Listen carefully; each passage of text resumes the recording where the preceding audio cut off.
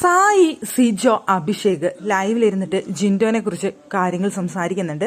ജിൻഡോന്റെ ഗെയിമിനെ കുറിച്ചാണ് അവർ സംസാരിച്ചുകൊണ്ടിരിക്കുന്നത്. ജിൻഡോ ഇവിടെ നടത്തുന്ന ഗെയിമുകളെ കുറിച്ച് അതിൽ പ്രധാനമായിട്ട് അവർ സംസാരിക്കുന്നുണ്ട്. അവിടെ ആ മാണിക്കക്കല്ല് കിട്ടിയത് സായിക്കാണ്.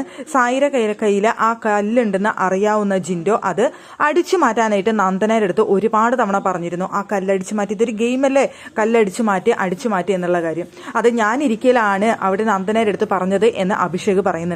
അതോടൊപ്പം തന്നെ നന്ദൻ അടിച്ചു മാറ്റില്ല എന്ന് മനസ്സിലായ സമയത്ത് എങ്കിൽ പിന്നെ ഞാൻ അടിച്ചു മാറ്റട്ടെ എന്ന് പറയുന്നുണ്ടായിരുന്നു എന്നും അഭിഷേക് പറയുന്നുണ്ട്.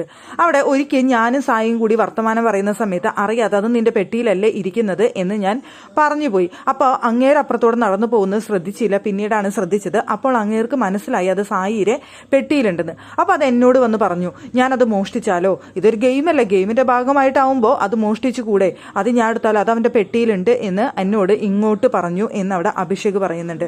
അങ്ങേർക്ക് ഇപ്പോഴാണെങ്കിലും ആ കല്ല് കിട്ടിക്കഴിഞ്ഞാൽ അങ്ങേര് അടിച്ചു മാറ്റും, ആ ഒരു ഗെയിമിലാണ് അങ്ങേര് നടക്കുന്നത് എന്നാണ് അഭിഷേക് അവിടെ പറയുന്നത്. കൂടാതെ അഭിഷേക് പറയുന്നുണ്ട്, അങ്ങേർക്ക് എങ്ങനെയാണ് ഇത്രയും ആക്സെപ്റ്റൻസ് കിട്ടുന്നത്, അങ്ങേരെങ്ങനെയാണ് ആളുകൾ ഇത്രയും അംഗീകരിക്കുന്നതെന്ന് എനിക്ക് മനസ്സിലാവുന്നില്ല. ഈ ഗെയിമൊക്കെ കണ്ടിട്ട്, അങ്ങേരുടെ ഈ ഗെയിം കണ്ടിട്ട് അംഗീകരിക്കുന്ന ജനങ്ങൾ എങ്ങനെയാണെന്ന് മനസ്സിലാവുന്നില്ല എന്നാണ് അഭിഷേക് ഇരുന്ന് പറയുന്നത്. അവിടെ ആ സമയത്ത് അതിന്റെ ഇടയിലേക്ക് നോറ കയറി വന്നു. അതുകൊണ്ട് അവർ ആ ടോപ്പിക് അവിടെ അവസാനിപ്പിച്ചു. ജിൻഡോയെ കുറിച്ചാണ് 3 പേര് ഇരുന്ന് സംസാരിക്കുന്നത്. ജിൻഡോ ഇപ്പോൾ ഫൈനലിലൂടെ അടുക്കുന്ന സമയത്ത് ജിൻഡോയുടെ ഗെയിമും ജിൻഡോ ഇവിടെ നടത്തുന്ന ഗെയിമുകളെ കുറിച്ചൊക്കെ പുറത്ത് ജനങ്ങളിലേക്ക് എത്തിക്കാനുള്ള ഒരു ശ്രമമാണ് അവർ നടത്തിക്കൊണ്ടിരിക്കുന്നത്.